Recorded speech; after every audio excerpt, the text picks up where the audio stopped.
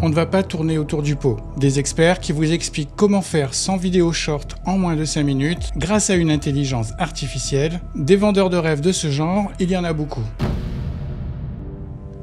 J'avais envie d'y croire moi aussi, alors j'ai fait comme vous, j'ai essayé. Mais vous avez sûrement remarqué que finalement, ce n'est jamais complètement adapté à ce que vous avez besoin. Pire encore, vous devez tout rectifier sur une interface qui n'est pas prévue pour ça. Au final, vous perdez du temps, tout l'inverse de ce qu'on vous a promis.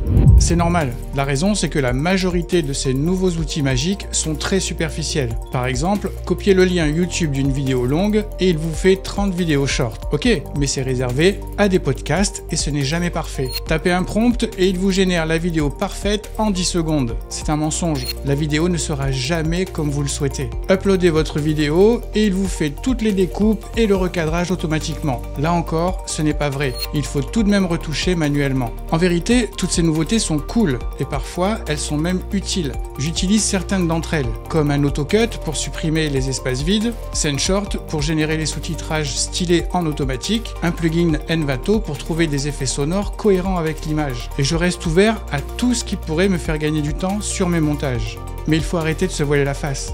Vous n'allez pas créer et monter de vidéos de qualité en quantité simplement en tapant un prompt.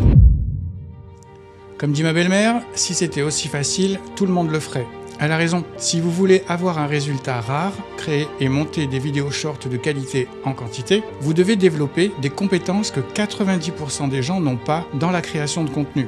C'est ce que j'appelle les compétences cachées. Par exemple, transformer son état d'esprit pour produire plus en dépensant moins d'énergie. Savoir identifier ce qui est utile et ce qui ne l'est pas dans la création de vos contenus.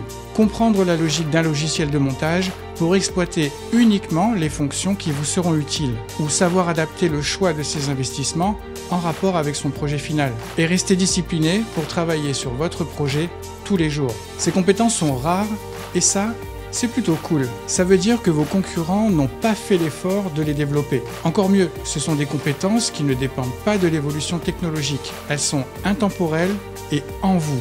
Contrairement aux nouveautés magiques qui font soi-disant le travail à votre place, les compétences cachées ne changent pas. C'est une excellente nouvelle, car si vous souhaitez être performant en création et montage de vidéos courtes, c'est extrêmement dangereux de confier son projet entre les mains d'outils qui pourraient changer, voire disparaître pour être remplacés. Tout pourrait s'effondrer du jour au lendemain.